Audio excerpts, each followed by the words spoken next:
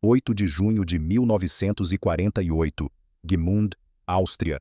O mundo ainda cheirava a fumaça e destroços, enquanto o norte da Itália tentava curar suas feridas com o rugido apaixonado e caótico da Ferrari. Em um antigo galpão de serraria nos Alpes austríacos, o silêncio era interrompido apenas pelo som rítmico de uma régua de cálculo deslizando sobre o papel. Não havia o drama das óperas italianas ali. Havia apenas a frieza dos números. Naquele dia, um chassi de alumínio numerado como 356001 recebeu sua licença para rodar. Pela primeira vez, o nome Porsche não estava apenas nos desenhos técnicos de terceiros, ele estava fundido no metal de sua própria criação. Mas para entender o nascimento da Porsche, é preciso entender que ela não nasceu de um sonho de glória, mas de um pesquiso de sobrevivência e de uma obsessão técnica que beirava a insanidade. Enquanto Enzo Ferrari era o mestre das emoções, Ferdinand Porsche e seu filho, Ferry, eram os sumos sacerdotes da lógica. Para eles a beleza não era um fim, era um subproduto inevitável da eficiência máxima. Se a Ferrari era o fogo que queimava o combustível, a Porsche era o diamante lapidado pela pressão da matemática pura. Ferdinand Porsche, o patriarca, não era um fabricante de carros comum. Ele era um gênio sombrio que, décadas antes de colocar seu nome em um capô, já havia desenhado motores elétricos, tanques de guerra gigantescos e o carro que colocaria a Alemanha sobre rodas, o Volkswagen Fusca. Ele era o homem que via o mundo em coeficientes de arrasto e tolerâncias de milímetros. No entanto, em 1948, Ferdinand estava ausente. Ele definhava em uma prisão francesa, acusado de crimes de guerra, enquanto seu filho, Ferry Porsche, olhava para as cinzas do império industrial da família e tomava uma decisão pragmática. Eu olhei em volta e não consegui encontrar o carro que eu sonhava, então decidi construí-lo eu mesmo. O galpão em Gmünd era o oposto da vila agrícola de Maranello. Não havia poeira de uvas ou cheiro de vinho. O cheiro era de serragem, óleo de corte e alumínio batido a frio. Os homens que trabalhavam para Ferry não eram apenas mecânicos, eram relojoeiros que lidavam com engrenagens de carros. Eles não gritavam, eles sussurravam sobre ajustes de válvulas. O 356 original não tinha um motor V12 gritante. Ele tinha um motor de 4 cilindros opostos, montado na traseira. Para qualquer engenheiro convencional, colocar o peso do motor atrás do eixo traseiro era um erro geográfico. Era como tentar lançar um martelo pelo cabo. Mas para a Porsche, esse erro se tornaria sua maior declaração de rebeldia, a prova de que a engenharia correta poderia domar as leis da física. Enquanto a Ferrari construía carros para o asfalto perfeito das pistas, a Porsche construía carros para a realidade brutal do mundo. Ferry Porsche queria um carro que pudesse correr em Le Mans no domingo e levar o dono ao trabalho na segunda-feira, sem quebrar, sem superaquecer, sem drama. Essa confiabilidade não era uma cortesia ao cliente, era uma questão de honra técnica. Em Stuttgart, para onde a fábrica se mudaria logo depois, a palavra aproximadamente era considerada um pecado capital. O retorno a Stuttgart-Zuffenhausen marcou a transição da Porsche de uma oficina de exilados para o epicentro da precisão alemã. O solo ali não era fértil para plantações, mas era perfeito para o aço. A fábrica da Porsche não foi construída para ser um ateliê de arte, ela foi desenhada para ser um laboratório de precisão cirúrgica. Nas paredes não havia fotos de pilotos mortos em busca de glória, mas tabelas logarítmicas e gráficos de desempenho. Enzo Ferrari dizia que vendia motores e dava o resto do carro de graça. Ferry Porsche pensava o oposto. O carro era um organismo único. Cada grama de peso era uma perda de energia. Cada curva da carroceria tinha que ter uma razão matemática para existir. Se uma peça não contribuísse para a velocidade ou para a durabilidade, ela era extirpada como um tumor. Essa austeridade criou um design que o mundo nunca esqueceu. Enquanto os carros americanos dos anos 50 cresciam em barbatanas de tubarão e cromados inúteis, e as Ferraris se tornavam esculturas barrocas, a Porsche permanecia fiel à forma orgânica, quase aerodinâmica, de um seixo rolado por milênios no fundo de um rio. Mas havia um abismo entre o que a Porsche fazia e o que o resto da indústria entendia. Em Detroit ou Turim, a inovação era ditada pelo marketing. Em Stuttgart, a inovação era ditada pelo cronômetro. A Porsche não queria ser a marca mais rica, Ela queria ser a marca mais inteligente. Eles começaram a oferecer consultoria técnica para outras empresas, não por necessidade de dinheiro, mas para provar que a mente de um engenheiro da Porsche era capaz de resolver problemas que os outros sequer sabiam que existiam. A fronteira sagrada da Porsche foi traçada não com sangue, como em Maranello, mas com tinta nanquim sobre papel manteiga. Era a fronteira entre o amadorismo e o profissionalismo absoluto. Quando Ferdinand Porsche finalmente saiu da prisão e viu o 356 construído por seu filho, ele disse: "Eu teria feito exatamente igual, até o último parafuso."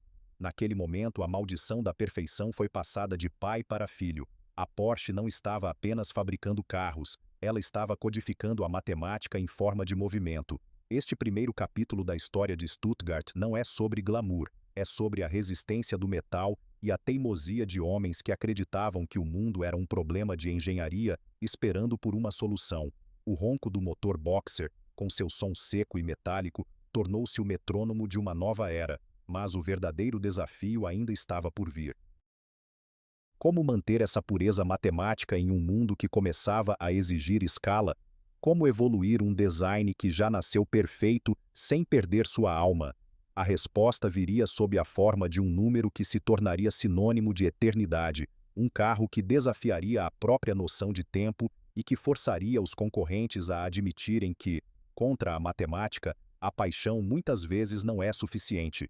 A Porsche estava prestes a entrar nos anos 60, uma década onde a rebeldia estava na moda, mas em Stuttgart, a única rebeldia permitida era contra a ineficiência, e o próximo passo seria criar o carro definitivo, aquele que o mundo hoje conhece por 3 números que mudariam a história do transporte humano para sempre.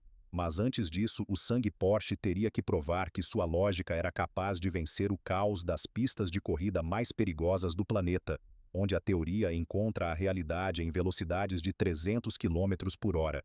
Início dos anos 1960. Stuttgart, Zuffenhausen. O ar dentro dos escritórios de design da Porsche não era preenchido por discussões sobre estética ou estilo, palavras que Ferdinand Alexander Porsche, carinhosamente chamado de Butzi, considerava frívolas. O ar era denso com o cheiro de tabaco de cachimbo, grafite de lápis 2B e o aroma metálico que emanava das pranchetas de desenho. O Porsche 356, o carro que havia colocado a marca no mapa, estava envelhecendo. Ele era um descendente direto do Fusca, uma criatura de curvas humildes, mas o mundo estava mudando. A Ferrari estava lançando máquinas que pareciam mísseis vermelhos. A Jaguar tinha o E-Type, uma escultura em movimento. A pressão sobre a pequena Stuttgart era colossal. Como substituir um ícone sem trair a gramática fundamental da marca? A resposta não veio de um lampejo de inspiração artística, mas de um conflito geracional entre a intuição e a matemática pura. Butzi Porsche, o neto do fundador, tinha uma visão clara. Ele não queria um carro bonito no sentido tradicional. Ele queria um objeto de funcionalidade absoluta. Ele desenhou uma silhueta que parecia uma gota d'água esticada, uma linha contínua que nascia no capô dianteiro e morria suavemente na traseira, sem interrupções. Era a linha Porsche, uma curva que desafiava o tempo. No entanto, por baixo daquela pele de aço, residia uma heresia técnica que faria qualquer engenheiro de Detroit ou Maranello rir com desdém. O motor continuaria pendurado atrás do eixo traseiro. Para a física tradicional, o layout de motor traseiro é um pesadelo de equilíbrio. Imagine tentar lançar um martelo pesado segurando-o pela ponta do cabo. A massa tende a querer ultrapassar a frente em cada curva. Era o efeito pêndulo, mas em Stuttgart, a teimosia era uma virtude científica. Eles não queriam mudar o motor de lugar, porque sabiam que a tração traseira proporcionada por aquele peso extra era a chave para a aceleração e para a frenagem cirúrgica. Eles não iam mudar a física, eles iam refiná-la até que ela pedisse clemência. Em setembro de 1963, no Salão do Automóvel de Frankfurt, o mundo viu pela primeira vez o que Butzi e sua equipe haviam criado. Ele foi batizado originalmente como 901. Era mais estreito que os rivais, mais alto e parecia estranhamente compacto, mas havia algo nele que incomodava a concorrência. Ele exalava uma aura de coisa bem feita. Cada fresta entre os painéis era mínima, o som do fechamento da porta não era um estrépito de metal, mas um clique sólido, como o de um cofre de banco suíço. Contudo, a história do 911 quase morreu antes de começar por causa de uma disputa de nomes. A Peugeot, na França, alegou que detinha os direitos sobre qualquer nome de carro, com 3 dígitos e um 0 no meio. Para qualquer outra empresa, isso seria um desastre de marketing. Para a Porsche foi apenas um problema de logística. Eles simplesmente pegaram o número 1 e o duplicaram. Assim nasceu o 911. O que era para ser uma solução burocrática tornou-se o nome mais sagrado da história do automobilismo. O 911 não era apenas um modelo, era um manifesto. O coração desse novo organismo era o motor Boxer de 6 cilindros, refrigerado a ar. Por que refrigerado a ar? Porque o ar não ferve no calor da Sicília e não congela no inverno da Escandinávia. Era a busca pela confiabilidade imortal. O som daquele motor era diferente de tudo o que se ouvia nas ruas. Não era o grito agudo de um tenor italiano, era um rosnado seco, mecânico, uma sinfonia de válvulas e pistões que pareciam trabalhar com uma sincronia divina. Era o som da eficiência, mas a verdadeira prova de fogo não aconteceu nos salões de exposição, mas nas estradas empoeiradas e mortais da Targa Florio, na Sicília. Ali, entre vilas de pedra e penhascos sem proteção, a Porsche enviou seus protótipos para enfrentar as gigantescas Ferraris de 12 cilindros. No papel, a Ferrari deveria esmagar a Porsche, mas a matemática de Stuttgart tinha um trunfo: a agilidade. Enquanto os carros italianos eram cavalos selvagens que exigiam força bruta, o Porsche era um bisturi. Os pilotos da Porsche não lutavam contra o carro, eles o vestiam. Nas oficinas de Stuttgart, os mecânicos começaram a ser vistos como médicos do metal. Eles não usavam martelos de força, usavam torquímetros de precisão. Se um parafuso exigia 12 newtons de torque, ele não recebia 11 nem 13. A disciplina era absoluta. Era essa obsessão que permitia ao 911 fazer o que nenhum outro esportivo ousava. Ele podia ser dirigido no limite absoluto por 10 horas seguidas, e depois ser levado para buscar pão na padaria, sem que uma única gota de óleo caísse no chão da garagem. Essa dualidade criou o mito da Porsche. O dono de um Porsche não era apenas um motorista, ele era um cúmplice de uma engenharia superior.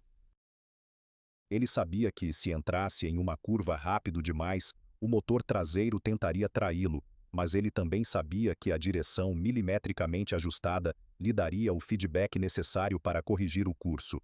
Era um diálogo constante entre homem e máquina, mediado pela lógica germânica. Enquanto isso, a fábrica em Zuffenhausen tornava-se um santuário de segredos técnicos. A Porsche começou a desenvolver suspensões que eram tão complexas que pareciam relógios de pulso gigantes. Eles estudavam a resistência dos materiais em níveis moleculares. Se o alumínio de um pistão não suportasse a dilatação térmica calculada, o lote inteiro era fundido novamente. Não havia espaço para o talvez. No final dos anos 60, o 911 já era uma lenda, mas a Porsche sabia que a evolução era a única forma de evitar a extinção. Eles começaram a olhar para além do horizonte. O motor Boxer estava apenas começando a mostrar seu potencial.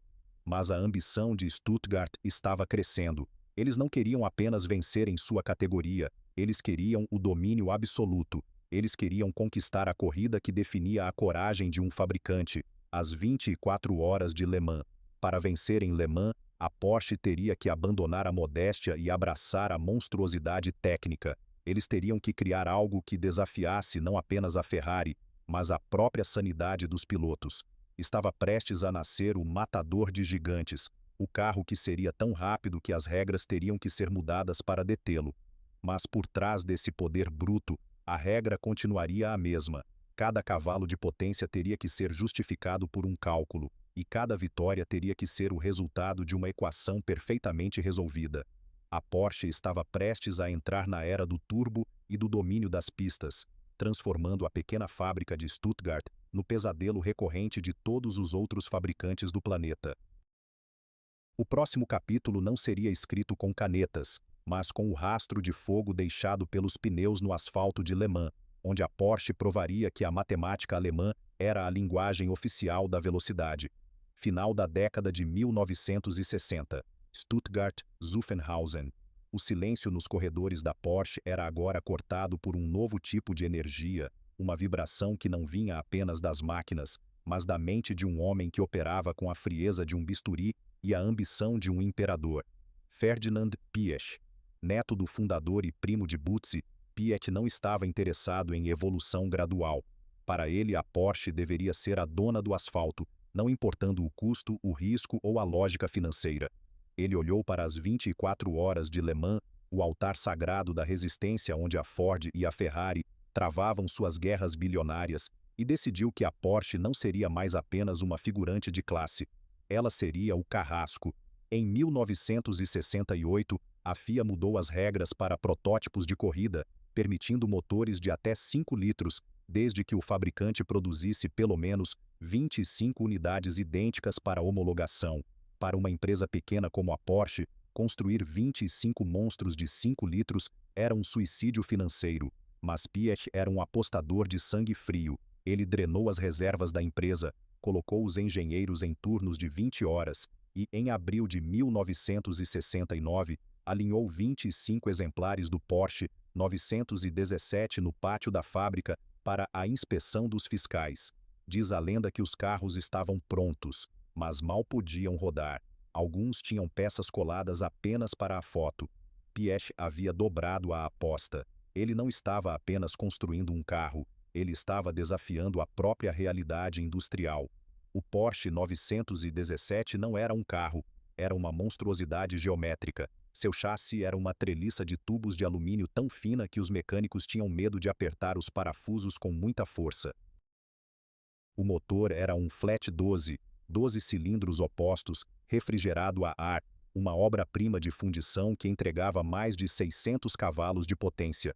Para economizar cada grama de peso, Piëch exigiu que a manopla do câmbio fosse feita de madeira balsa, o material mais leve e frágil que se poderia imaginar para controlar tamanha fúria. Cada detalhe era uma lição de ascetismo técnico. Se algo não fosse estritamente necessário para a vitória, era descartado. No entanto, o 917 era uma fera indomável. Nos primeiros testes, os pilotos voltavam pálidos. O carro era instável a 300 km por hora. A traseira parecia flutuar, como se o monstro estivesse tentando decolar e esmagar quem estivesse ao volante. É perigoso demais, diziam os veteranos, mas Piëch, com seu olhar de gelo, apenas respondia com mais dados e mais cálculos. Ele não aceitava o medo como uma variável.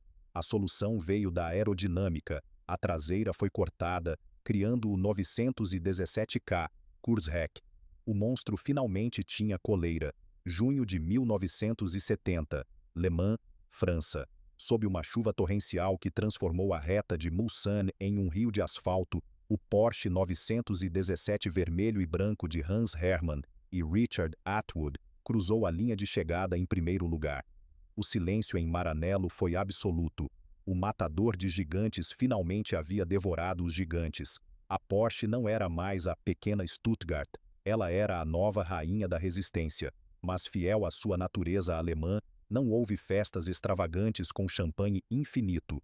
Piëch e sua equipe já estavam olhando para os dados da telemetria, buscando onde poderiam ganhar mais 3 segundos para o ano seguinte. A vitória em Le Mans mudou o DNA da Porsche para sempre, mas o verdadeiro impacto viria da transferência dessa tecnologia de guerra para as ruas. A Porsche sabia que o motor boxer de 6 cilindros do 911 era magnífico, mas para enfrentar a nova era, ele precisava de um pulmão extra. Eles olharam para o que haviam aprendido com o 917 e trouxeram para o mundo civil a palavra que mudaria a face dos supercarros: turbo.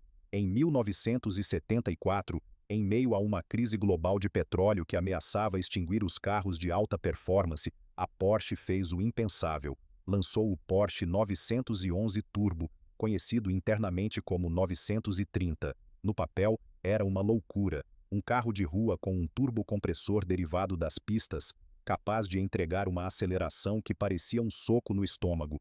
O 930 não era um carro para amadores. Ele ganhou o apelido de Widowmaker, o fazedor de viúvas, devido à entrega brutal de potência que acontecia de forma súbita, o temido turbo lag. Se você acelerasse fundo em uma curva e o turbo enchesse, o motor traseiro tentaria arremessar o carro para fora da estrada com uma violência psicopata, diferente da Ferrari, que buscava a linearidade elegante de um motor aspirado. A Porsche abraçou a brutalidade controlada do turbo. O 911 Turbo tornou-se o símbolo definitivo de status e competência técnica nos anos 70. Ele era largo, com um aerofólio traseiro imenso apelidado de rabo de baleia, necessário para alimentar o motor com ar e manter a traseira grudada no chão. Ele era a prova de que a Porsche não tinha medo de ser politicamente incorreta em nome da performance. Dentro da fábrica de Zuffenhausen, a produção do turbo era tratada como uma operação militar. Cada turbocompressor era balanceado manualmente. Os engenheiros testavam os sistemas de lubrificação sob pressões extremas. Um motor Porsche deve sobreviver a tudo, era o mantra. Enquanto a indústria automotiva mundial começava a abraçar o plástico e a obsolescência programada, a Porsche insistia em usar ligas de magnésio, titânio e aço de alta resistência. Eles não estavam construindo carros para durar 10 anos, eles estavam construindo monumentos à mecânica que deveriam rodar por gerações. Essa obsessão com a durabilidade criou um fenômeno bizarro. A Porsche era a única marca de luxo cujos carros de corrida eram quase idênticos aos de rua. Você podia comprar um 911 Carrera RS, dirigir até a pista, vencer uma competição e voltar para casa sem trocar uma única peça. Essa integridade técnica era a base da matemática de Stuttgart. Não havia decoração, apenas função. O painel de instrumentos com o contagiros gigante exatamente no centro era o lembrete constante de que a única coisa que importava era a relação entre o homem, as rotações do motor e a velocidade. No entanto, o sucesso do 911 e do monstro 917 criou um dilema interno. A família Porsche e os executivos começaram a se perguntar: o 911 pode durar para sempre? Ou o motor traseiro finalmente atingiu seu limite físico? A tensão entre a tradição e a inovação estava prestes a explodir. A Porsche estava pronta para tentar o impossível, substituir o insubstituível. Eles estavam prestes a desenhar o que acreditavam ser o sucessor perfeito, um carro que abandonaria o motor traseiro e a refrigeração a ar em busca de uma nova forma de perfeição. Mas, como a história provaria, a alma de uma marca não reside apenas nos planos dos diretores, mas no coração dos entusiastas que se recusavam a aceitar qualquer coisa que não tivesse o ronco metálico do motor boxer nas costas. O próximo capítulo da Porsche seria uma batalha interna pelo coração da empresa, uma guerra entre o motor frontal e o motor traseiro que definiria o destino de Stuttgart para as décadas seguintes. A Porsche estava prestes a descobrir que, às vezes, a lógica matemática mais perfeita do mundo não consegue vencer a teimosia de uma lenda. Meados da década de 1970, Stuttgart, Zuffenhausen. O mundo estava em convulsão. A crise do petróleo havia transformado a gasolina em um item de luxo proibitivo, e as novas leis de segurança americanas ameaçavam banir os carros com motor traseiro, rotulando-os como perigosos em qualquer velocidade. Dentro da sala de reuniões da Porsche, o clima não era de celebração pelas vitórias em Le Mans, mas de medo existencial. Os contadores e os novos diretores olhavam para o Porsche 911, o carro que definia a empresa, e viam um anacronismo. Eles acreditavam que a física de Stuttgart havia atingido um beco sem saída. O motor traseiro morreu, diziam eles. O futuro é o motor frontal, a refrigeração à água e o luxo silencioso. Foi nesse cenário de pânico técnico que a Porsche cometeu o que muitos entusiastas consideraram uma heresia planejada. Eles decidiram criar o sucessor definitivo do 911. Ele não teria o ronco metálico do motor boxer, nem o balanço instável da traseira pesada. Ele seria perfeito, lógico e silencioso. Em 1977, o mundo conheceu o Porsche 928. Era uma nave espacial com um motor V8 frontal e uma suspensão tão complexa que parecia ter sido desenhada por alienígenas. O 928 ganhou o prêmio de Carro do Ano, algo inédito para um esportivo, mas em Stuttgart, o sucesso tinha um gosto amargo. A fábrica estava dividida. De um lado, os modernistas com seus V8, do outro, os puristas das oficinas de montagem que se recusavam a deixar o 911 morrer. A tensão era palpável no chão de fábrica, enquanto os recursos eram drenados para o 928 e o mais acessível 944, o 911 era mantido vivo com o orçamento de café dos engenheiros. Mas aconteceu algo que a lógica matemática não havia previsto. O mercado se recusou a aceitar o substituto. Os clientes não queriam a perfeição estéril do V8, eles queriam a luta, o barulho e o perigo controlado do motor traseiro. A Porsche estava em uma encruzilhada mortal. Se abandonasse o 911, perderia sua alma. Se ficasse com ele, temia ser atropelada pela tecnologia da Ferrari e da nova onda de supercarros japoneses. A salvação veio na forma de um novo diretor, Peter Schutz, que, em um gesto lendário, entrou no escritório de design, caminhou até o gráfico que mostrava a interrupção da produção do 911 em 1981 e, com uma caneta preta, estendeu a linha para além do quadro, desenhando sobre a parede. O 911 viveria, mas para isso ele precisaria ser levado a um nível de tecnologia que o mundo jamais imaginara. A Porsche precisava provar que o layout de motor traseiro não era um erro do passado, mas a base do futuro. Assim nasceu o Projeto 400, que o mundo conheceria como o Porsche 959. Se o 917 foi o monstro mecânico dos anos 70, o 959 seria o deus digital dos anos 80. Enquanto a Ferrari trabalhava na F40, uma máquina de força bruta, alumínio e ausência de conforto, a Porsche decidiu seguir o caminho oposto. Eles queriam construir o carro mais inteligente da Terra. O 959 não era apenas um carro, era um laboratório sobre rodas que custava à Porsche 3 vezes o seu preço de venda para ser fabricado. Cada unidade era um prejuízo financeiro, mas um investimento na imortalidade da marca. O 959 era uma anomalia tecnológica. Ele tinha tração integral inteligente que distribuía o torque milissegundo a milissegundo, algo que as Ferraris da época nem sonhavam em ter.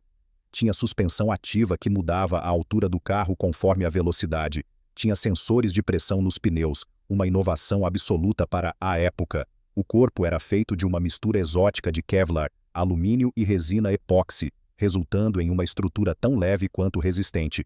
O motor, um 6 cilindros boxer, de 2,8 litros com 2 turbocompressores sequenciais, entregando 450 cavalos de potência de uma forma tão suave e eficiente que parecia teletransporte.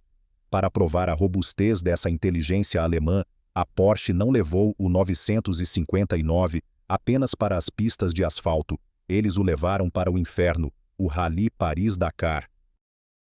Ver um supercarro de milhões de dólares saltando sobre dunas de areia a 200 km por hora, vencendo a prova de resistência mais cruel do mundo, foi a declaração final de Stuttgart ao mundo. A Porsche não estava apenas vendendo velocidade, ela estava vendendo a invencibilidade técnica. Dentro da fábrica de Zuffenhausen, a montagem do 959 era quase religiosa.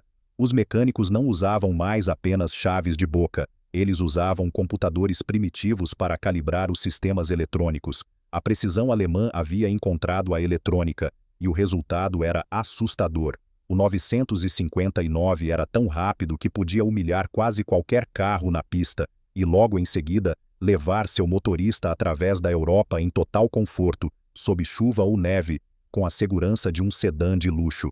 Essa vitória tecnológica salvou o conceito do 911. O 959 provou que o motor traseiro, quando auxiliado pela computação e pela tração integral, era a plataforma definitiva. Mas o custo dessa ambição quase quebrou a Porsche. No final dos anos 80, a empresa estava tecnologicamente no topo do mundo, mas financeiramente exausta. O mercado global estava entrando em recessão, e a Porsche, com seus carros feitos à mão e processos de fabricação caros e lentos, estava se tornando uma presa fácil. A matemática de Stuttgart enfrentava seu maior desafio: como transformar essa excelência artesanal e tecnológica em um negócio lucrativo sem vender a alma para uma grande corporação. A fábrica de Zuffenhausen estava prestes a passar por uma revolução silenciosa. onde os mestres japoneses da eficiência seriam convidados para o santuário alemão para ensinar como construir o impossível de forma sustentável. A Porsche estava prestes a entrar nos anos 90, uma década de dor, reestruturação e o nascimento de um modelo que, embora odiado pelos puristas no início, garantiria que os portões de Stuttgart nunca se fechassem. O próximo capítulo é sobre a sobrevivência no limite, a reinvenção do processo industrial e o nascimento da era moderna da Porsche, onde a lógica alemã teria que aprender a falar a linguagem do mercado global sem perder o sotaque de Zuffenhausen. Início da década de 1990. Stuttgart-Zuffenhausen. O céu sobre a sede da Porsche estava carregado, mas não era a promessa de neve dos Alpes, era a nuvem negra da insolvência. A fábrica que havia humilhado a Ferrari em Le Mans e desafiado a física com o 959 estava sangrando. O processo de produção da Porsche era um anacronismo caro. Os mecânicos ainda caminhavam quilômetros por dia dentro da fábrica em busca de peças. Os carros eram montados em prateleiras altas que exigiam escadas, e o ajuste de cada painel levava horas de marteladas manuais. A precisão alemã havia se tornado uma armadilha de custos. Em 1992, a Porsche vendeu menos de 15 mil carros em todo o mundo. A falência não era mais um rumor, era uma equação quase resolvida. Foi então que surgiu Wendelin Wiedeking, um homem que não via a Porsche através das lentes do romance, mas através do rigor da eficiência sistêmica. Ele sabia que, para salvar a matemática de Stuttgart, ele teria que importar uma nova lógica, vinda do outro lado do mundo. Em um movimento que feriu o orgulho profundo dos mestres artesãos alemães, Wiedeking convidou consultores da Toyota, os mestres do Kaizen e do Just-in-Time, para entrar no santuário de Zuffenhausen. O choque foi cultural e térmico. Os japoneses entraram na fábrica e, com uma cortesia implacável, começaram a desmontar décadas de tradição. Isso não é uma fábrica, disseram eles. É um museu de desperdícios. Eles reduziram os estoques, reorganizaram as linhas de montagem e exigiram que a Porsche fizesse o impensável: padronização. A partir dali, o 911 e o novo modelo de entrada, o Boxster, teriam que compartilhar o máximo de peças possível, desde o capô até os faróis. Para os puristas era o fim da exclusividade. Para Wiedeking, era a única forma de manter as luzes acesas, mas o verdadeiro terremoto ainda estava por vir, e ele atingiria o coração da religião de Stuttgart. O motor Boxer de 6 cilindros, a alma refrigerada a ar que rugia desde 1948, havia atingido seu limite térmico e ambiental. As leis de emissões e a necessidade de mais potência exigiam uma mudança radical.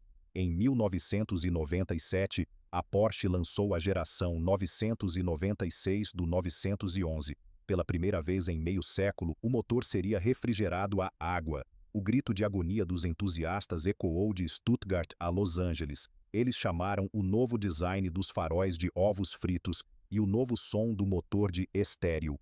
Para muitos, a fronteira sagrada havia sido profanada. O 911 estava se tornando civilizado demais, fácil demais de dirigir. Mas enquanto os críticos choravam, as planilhas de Wiedeking começavam a brilhar no azul. A nova linha de produção era 30% mais barata e 50% mais rápida. A Porsche estava deixando de ser uma oficina de gênios para se tornar uma máquina de lucro implacável. Entretanto, Wiedeking sabia que a estabilidade financeira de longo prazo não viria apenas de carros esportivos de 2 lugares. Ele olhou para o mercado global e viu que os clientes mais ricos do mundo queriam algo que a Porsche nunca havia oferecido: espaço, altura e versatilidade. Ele decidiu que a Porsche construiria um SUV. O anúncio do projeto Colorado foi recebido com um escárnio que beirava o ódio. Um Porsche de 4 portas? Um Porsche para levar as crianças à escola? Perguntavam os jornalistas. Parecia o golpe final na mística da marca, mas em 2002, quando o Porsche Cayenne foi revelado, a matemática de Stuttgart provou ser superior à opinião pública. O Cayenne não era apenas um SUV, era um Porsche disfarçado de utilitário. Ele tinha o DNA de performance da marca, mas com uma lucratividade que a indústria nunca tinha visto. O Cayenne tornou-se a impressora de dinheiro de Stuttgart. Ele não foi construído para substituir o 911, mas para financiá-lo. Cada Cayenne vendido no subúrbio de Connecticut ou nas avenidas de Xangai pagava pelo desenvolvimento da próxima suspensão de fibra de carbono do 911 GT3. A Porsche havia descoberto o segredo definitivo do capitalismo de luxo: usar o volume para proteger a raridade. O pragmatismo alemão havia vencido o purismo estético. Dentro da fábrica, a transformação era absoluta. O cheiro de óleo velho e serragem foi substituído por um ambiente cirúrgico, onde robôs de alta precisão trabalhavam em harmonia com humanos em jalecos brancos. A fórmula homem da Porsche era diferente da de Maranello. Em Stuttgart, o foco era na ergonomia absoluta e na eliminação do erro humano. Um motor V12 de Ferrari podia ter caráter por causa de uma pequena imperfeição. Um motor Porsche de 6 cilindros tinha que ser matematicamente idêntico ao próximo, com uma tolerância de erro medida em microns. Essa nova era de riqueza permitiu que a Porsche voltasse a sonhar com a insanidade controlada. No início dos anos 2000, eles pegaram o motor V10 que haviam desenvolvido secretamente para as corridas de Le Mans e decidiram colocá-lo em um chassi de fibra de carbono para as ruas.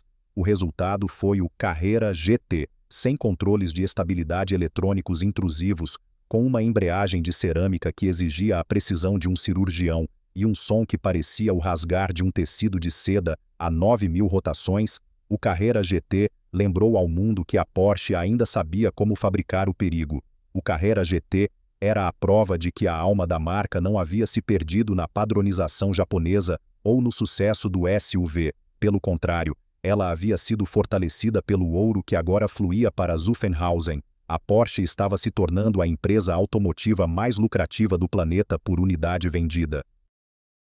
Eles estavam prontos para a jogada mais audaciosa da sua história, uma tentativa de compra hostil do gigante Volkswagen, um movimento de Davi tentando engolir Golias, que terminaria de forma dramática e mudaria o mapa do poder industrial na Europa para sempre.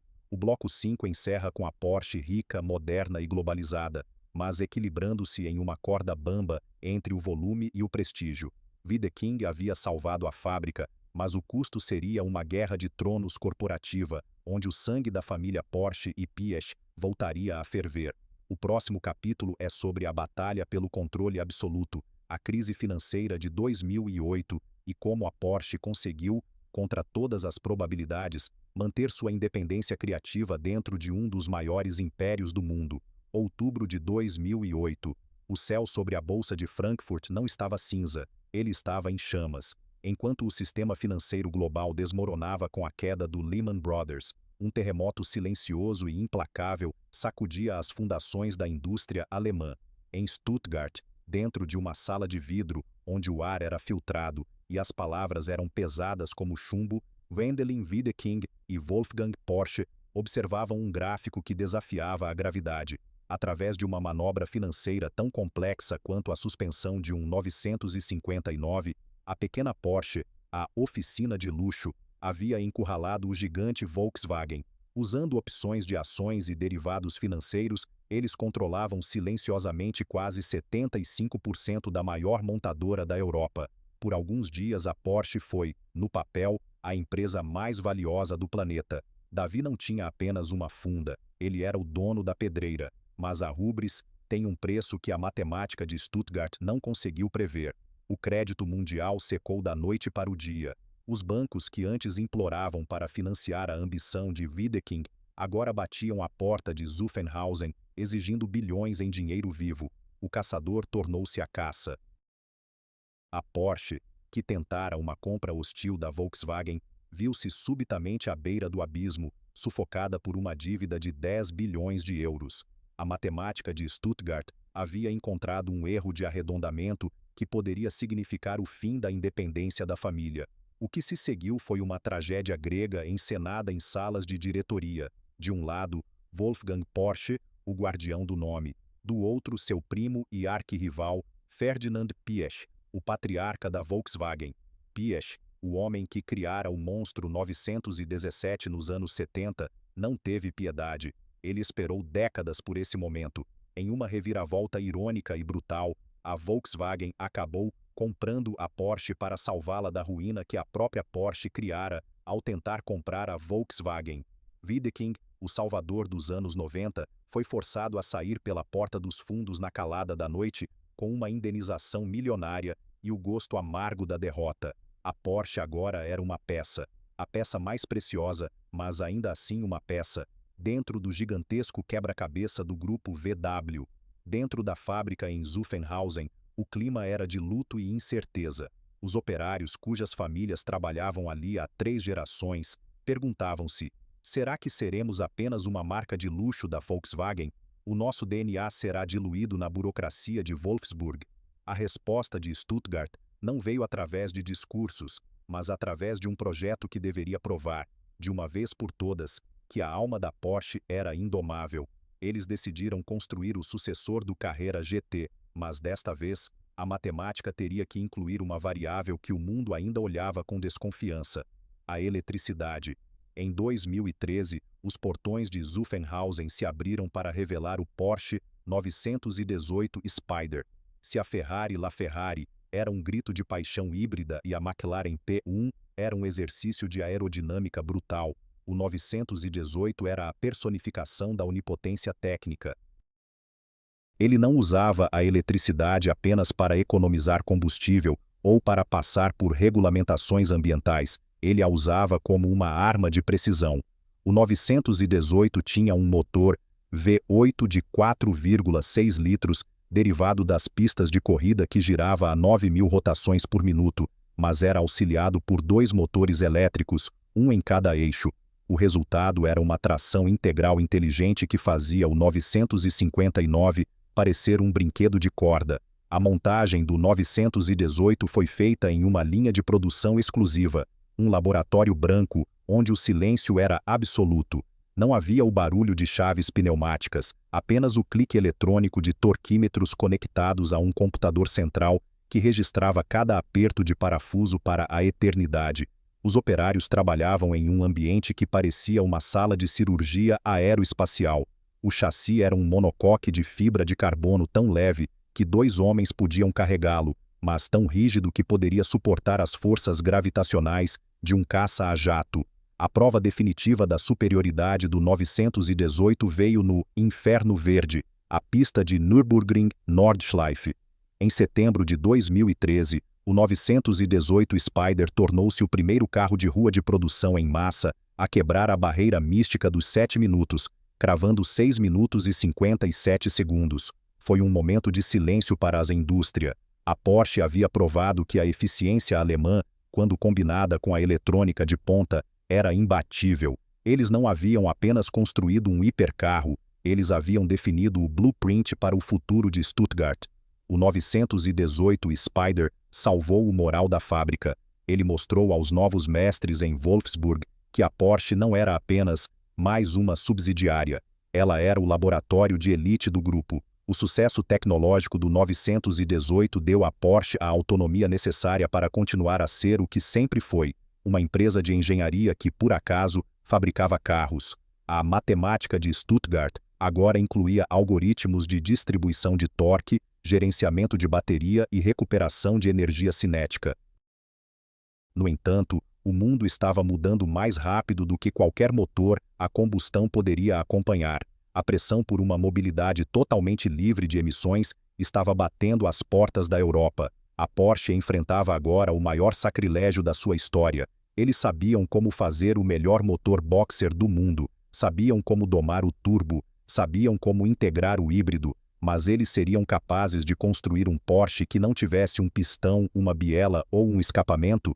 O Bloco 6 encerra com a Porsche consolidada como a joia da coroa do grupo Volkswagen, rica e tecnologicamente à frente de todos os seus rivais. Mas o horizonte estava carregado com uma nova revolução. Em Stuttgart, os engenheiros começaram a sussurrar sobre o projeto Mission E. A fábrica estava prestes a entrar no território do silêncio absoluto, um lugar onde o ronco mecânico seria substituído pelo zumbido dos elétrons. Seria possível manter a matemática de Stuttgart viva sem o calor da combustão? O próximo capítulo é sobre a aposta mais arriscada de Zuffenhausen, a criação de um carro elétrico que ousaria carregar o brasão da Porsche e a luta para provar que a emoção não depende do fogo, mas da precisão. Setembro de 2015, Frankfurt, Alemanha.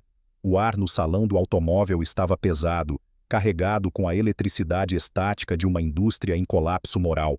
O escândalo do Dieselgate havia acabado de implodir as fundações do grupo Volkswagen, e o mundo olhava para os fabricantes alemães com um cinismo sem precedentes. No centro do pavilhão da Porsche, cercado por um mar de jornalistas céticos e entusiastas puristas que temiam o fim de uma era, surgiu uma silhueta branca, baixa e larga, que parecia ter sido esculpida pelo próprio vento. Chamava-se Mission E.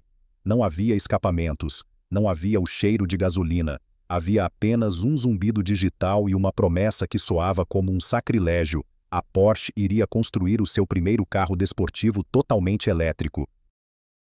Para os guardiões do templo em Zuffenhausen, aqueles que haviam dedicado as suas vidas a afinar o som metálico das válvulas e a pulsação dos pistões, o Mission E era uma afronta. Um Porsche sem alma, diziam os críticos. Um computador com rodas, sussurravam os mecânicos da velha guarda. Mas a matemática de Stuttgart operava num plano diferente. Eles sabiam que a sobrevivência da marca não dependia de manter o passado num museu, mas de dominar o futuro antes que alguém o fizesse por eles. A ordem que veio da diretoria foi absoluta. Ele tem de ser um elétrico, mas acima de tudo, tem de ser um Porsche.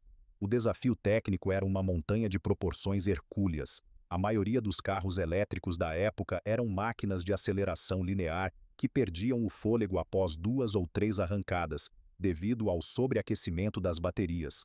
Para Stuttgart, isso era inaceitável. Um Porsche deve ser capaz de correr no limite, volta após volta, sem degradação de performance. A matemática alemã entrou em campo para resolver o problema da gestão térmica e da voltagem.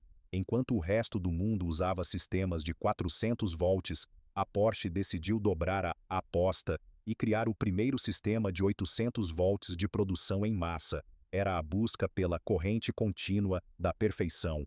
Dentro da fábrica de Zuffenhausen, estava a ocorrer uma revolução que faria as transformações de Wiedeking nos anos 90 parecerem brincadeira de criança. O problema era geográfico. A fábrica histórica da Porsche está incrustada no meio de um bairro residencial denso em Stuttgart.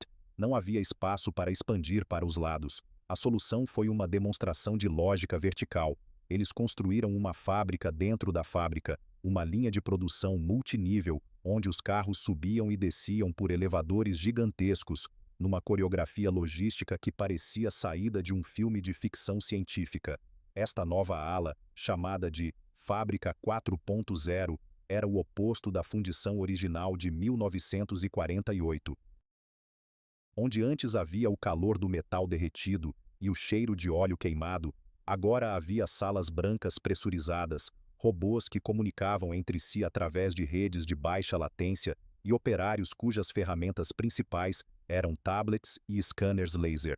O silêncio da linha de montagem era o prelúdio do silêncio do carro, mas não se engane, a obsessão pela precisão era a mesma. Se um módulo de bateria tivesse um desvio de milímetros na sua posição, o sistema bloqueava a produção. A matemática de Stuttgart não aceitava o erro digital da mesma forma que não aceitava o erro mecânico. Em 2019, o Mission E tornou-se o Porsche Taycan. O nome de origem turca significa alma de um cavalo jovem e impetuoso. E pela primeira vez, o mundo teve de admitir que a eletricidade podia ter alma. O Taycan não era apenas rápido, ele era dinamicamente impecável. Ele tinha o centro de gravidade mais baixo de qualquer Porsche já construído, graças ao tapete de baterias no solo. Ele curvava com uma precisão que humilhava muitos supercarros a combustão. Mas havia um problema que a engenharia ainda precisava de resolver: o som. Em Stuttgart, os engenheiros de acústica passaram meses num bunker sonoro. Eles não queriam criar um som falso de motor V12 saindo por colunas de som. Isso seria uma mentira, e a Porsche não mente nos seus cálculos. Em vez disso, eles pegaram nas frequências naturais dos motores elétricos e dos inversores de potência, amplificaram-nas e processaram-nas para criar o Porsche Electric Sport Sound. Era um som orgânico digital, um rugido que parecia vir de uma turbina futurista. Era o som do progresso. A prova de fogo, como sempre, aconteceu no Inferno Verde. A Porsche levou o Taycan para o Nürburgring Nordschleife e cravou um tempo de 7 minutos e 42 segundos. Foi a prova final. A eletrificação não era a morte do desportivo, era a sua evolução. O Taycan provou que a Porsche podia ser a líder da era sustentável sem sacrificar a agressividade que a tornou lendária. Eles conseguiram transformar o Volt no novo cavalo de potência. No entanto, o sucesso do Taycan trouxe uma nova tensão para os portões de Zuffenhausen. Com o aumento da produção elétrica, o que aconteceria com o lendário 911? Estaria a Porsche pronta para abandonar totalmente o motor boxer? A fábrica estava agora dividida entre dois mundos. De um lado, o brilho dos elétrons, do outro, a herança do fogo. A diretoria de Stuttgart sabia que o próximo passo seria o mais difícil de todos: equilibrar a necessidade de um planeta limpo com o desejo humano primordial pelo som e pela fúria da combustão. A Porsche começou então a investir em algo que parecia alquimia moderna: os e-fuels, combustíveis sintéticos criados a partir de CO2, capturado do ar, e hidrogênio verde, permitindo que os motores a combustão continuassem a rodar sem poluir o ambiente. Era a matemática de Stuttgart tentando salvar o passado através do futuro. Eles estavam a construir uma ponte de carbono neutro para garantir que o ronco metálico do 911 nunca fosse silenciado para sempre. O Bloco 7 encerra com a Porsche consolidada como a marca que provou que o luxo elétrico e a performance pura podiam coexistir. A fábrica de Zuffenhausen era agora o laboratório mais avançado do planeta, produzindo máquinas que desafiavam a percepção do que um carro pode ser. Mas a história ainda não terminou. O último capítulo levar-nos-á à Porsche de hoje e de amanhã, uma empresa que vale bilhões, que domina os mercados globais e que se prepara para o desafio final: manter-se exclusiva num mundo de massificação digital. O mito de Stuttgart continua vivo, e o próximo passo será provar que, no final das contas, a melhor Porsche já construída é, de facto, aquela que ainda está por vir. 29 de setembro de 2022. Bolsa de Valores de Frankfurt. O ar matinal na capital financeira da Alemanha estava carregado com uma tensão que não se via há décadas. No pódio, rodeado por executivos de fatos impecáveis e ecrãs que piscavam em tempo real, Oliver Blume, o CEO da Porsche, observava o relógio. Às 9h01, o sino soou, mas o som que ecoou na mente dos presentes não foi o do metal contra o metal, foi o rugido invisível de um motor boxer. Sob o símbolo P911, a Porsche AG voltava a ser uma empresa pública. Com uma avaliação inicial de 75 mil milhões de euros, a oficina de Stuttgart tornava-se, num único segundo, mais valiosa do que gigantes históricos como a Mercedes-Benz ou a BMW. Mas para os homens e mulheres que observavam a transmissão dentro dos muros da Via Abetone, ou melhor, da Porsche Straße, em Zuffenhausen, aquele momento não era sobre cotações de ações ou dividendos, era sobre a reconquista da liberdade. Após anos sob a sombra administrativa do grupo Volkswagen, a Porsche estava a comprar de volta o direito de ditar o seu próprio destino. A matemática de Stuttgart tinha finalmente resolvido a equação mais difícil de todas: como ser uma parte integrante de um império global e, ao mesmo tempo, manter a alma de um ateliê independente. A Porsche de hoje é uma contradição tecnológica que desafia a lógica do mercado. Enquanto o resto da indústria automóvel corre desesperadamente para se tornar apenas elétrica, Stuttgart decidiu que não aceitaria um futuro monocromático. Eles traçaram uma estratégia de duas frentes que o mundo considerou impossível: a eletrificação total da linha de volume e a imortalidade mecânica do 911. Para salvar o motor a combustão, a Porsche não recorreu a lobistas ou advogados, recorreu à química e à engenharia extrema. No sul do Chile, num lugar fustigado por ventos implacáveis chamado Magallanes, a Porsche construiu a Haru Oni. É uma planta piloto de e-fuels, combustíveis sintéticos criados a partir de água, vento e CO2, capturado diretamente da atmosfera. É a alquimia moderna. Eles estão a fabricar gasolina sem petróleo, permitindo que cada Porsche construído desde 1948 possa continuar a rodar sem poluir o planeta. É a prova final da matemática de Stuttgart. Eles não abandonam o passado. Eles reinventam o futuro para que o passado possa viver nele. Dentro da fábrica atual em Zuffenhausen, o ambiente é uma fusão mística entre o futurismo e a tradição. Numa ala, o Taycan é montado por robôs de inteligência artificial que aprendem com cada movimento. Noutra, o departamento Sonderwunsch, Desejos Especiais, dedica-se a realizar os caprichos dos clientes mais fiéis da marca. Lá não se fala em unidades por hora, fala-se em camadas de verniz e costuras manuais. Se um cliente quiser que o interior do seu GT3R esse seja da cor exata do pôr do sol que viu na Toscana em 1985, os especialistas em cor da Porsche irão passar semanas em laboratório para encontrar o pigmento exato. A estratégia de exclusividade foi refinada até ao limite da perfeição psicológica. Tal como Enzo Ferrari fizera décadas antes, a Porsche aprendeu que o valor de um objeto não reside no que ele faz, mas no quão difícil ele é de obter. Modelos como o 911, esse/T ou o 911 Dakar não são vendidos a quem tem dinheiro, são concedidos a quem tem história com a marca. A fábrica monitoriza o mercado secundário com olhos de falcão. Se alguém comprar um GT3R, esse apenas para o revender com lucro, esse nome é silenciosamente riscado da lista de convites para o próximo modelo especial. Em Stuttgart, a lealdade à máquina é a única moeda que compra o acesso ao altar. Mas por quê? Por que dedicar tanta energia a manter vivo um carro com o motor no lugar errado e um som que a política moderna tenta silenciar? A resposta reside na filosofia de Ferry Porsche, que ainda ecoa nas paredes da fábrica. O último carro construído na Terra será um carro desportivo. Para a Porsche, o 911 não é apenas um produto, é o âncora emocional de um império. Sem o 911, a Porsche seria apenas mais uma marca de luxo eficiente. Com o 911, ela é uma religião técnica. Caminhar hoje pela linha de montagem de Zuffenhausen é testemunhar a vitória da precisão sobre o caos. Onde a Ferrari oferece a imperfeição apaixonada, a Porsche oferece a perfeição absoluta.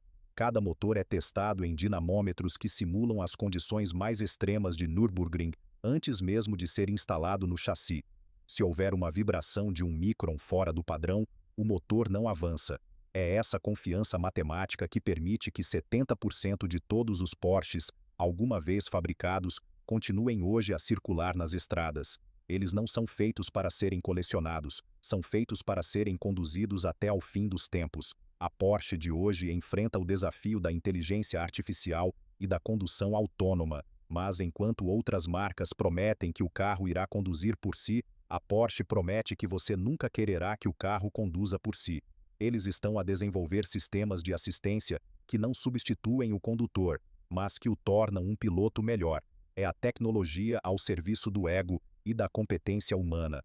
Ao cair da noite em Stuttgart, as luzes da fábrica de Zuffenhausen nunca se apagam totalmente. O brilho dos terminais de computação funde-se com o reflexo do aço polido.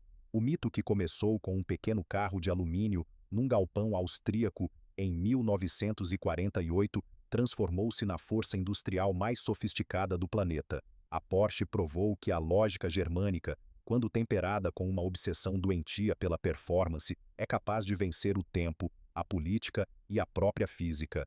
A história da Porsche não é uma história de marketing, é uma história de resistência. Resistência contra o bom o suficiente, resistência contra a obsolescência, resistência contra a ideia de que um carro é apenas um meio de transporte.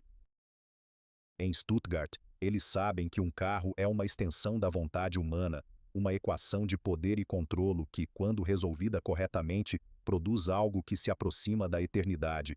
Ferdinand Porsche disse uma vez: a função de um engenheiro é fazer com que a máquina trabalhe de forma tão eficiente que a sua existência seja quase esquecida. Mas a ironia é que, ao perseguir essa eficiência invisível, eles criaram algo que o mundo nunca poderá esquecer. O ronco seco do motor boxer, o clique da porta que soa como um cofre, o brasão de Stuttgart no volante, estes não são apenas detalhes técnicos, são os símbolos de uma fronteira sagrada que nunca foi rompida. Enquanto houver um condutor que sinta o coração acelerar ao entrar numa curva apertada, Enquanto houver um engenheiro que se recuse a aceitar um compromisso técnico, e enquanto o silêncio de um motor elétrico puder ser tão emocionante quanto a fúria de um turbo, a Porsche continuará a ser o farol da indústria. O ciclo fecha-se, mas a linha de Butzi Porsche continua a ser desenhada na parede do futuro. A matemática está correta, a equação está resolvida. O mito de Stuttgart é, e será sempre, imortal. A matemática de Stuttgart continua viva, e o cronômetro nunca para.